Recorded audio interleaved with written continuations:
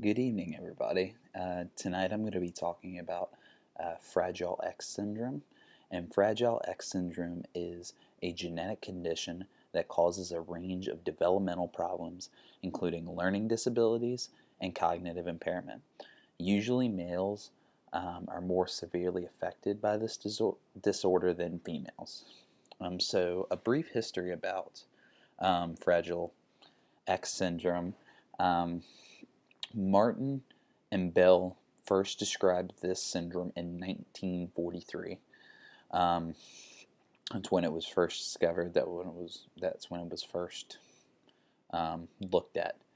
In 1969 was the first demonstration of a fragile site on the X chromosome, and that was done by Lubbs. In 1977, Sutherland showed um, this to be a reliable finding in cells um, cultured in a folate deficient medium. So, again, just finding more research on the ins and outs of Fragile X syndrome. Um, in 1980, Turner and colleagues of his recognized the combination of macro organisms and cognitive impairment in males in conjunction with a fragile site of the X chromosome. Um, and then Verkerk and colleagues discovered on a molecular basis of the condition in 1991.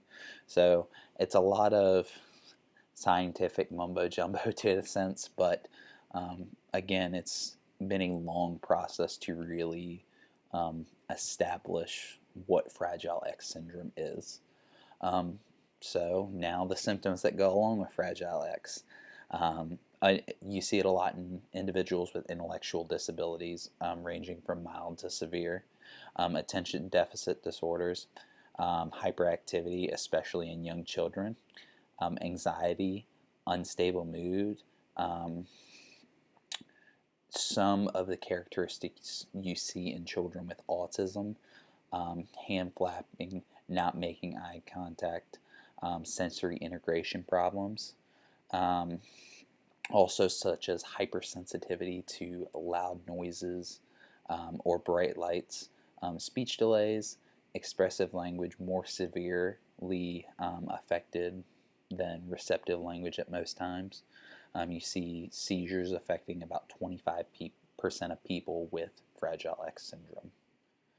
Um, so onset, with this being a genetic disease, it is a mutation in the FMR1 gene that causes Fragile X syndrome. Um, it There is a protein that helps regulate the production of other proteins and plays a role in the development of synapses, specialize, which are specialized connections between nerve cells.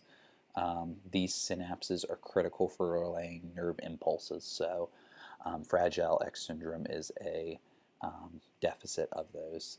The condition is diagnosed through genetic testing, um, and it is looked at in individuals with intellectual disabilities or autism. Also for females with premature ovarian failure and older males with progressive development in intention tremors and ataxia with or without dementia. So treatments, there's no real treatment for Fragile X syndrome, but some of the treatments to help minimize the symptoms um, are making sure the individual receives appropriate education and therapy services and medication to best work with those symptoms. The typical frame of reference approach is rehabilitation and a specific diet with a lot of the individuals having intellectual disabilities or having autism or different disorders along those lines. You see some pickier eaters, so making sure the individual is getting the appropriate resources they need for a healthy diet within their pickiness. And finally, some support groups if you are dealing with Fragile X syndrome, the National Fragile X Foundation, the FRAXA Research Foundation, and the Fragile X Research Registry. And if you want links to any of those sites, they are going to be in the hot card that will be on this post. But thank you for listening to my presentation, and I hope you all have a good night.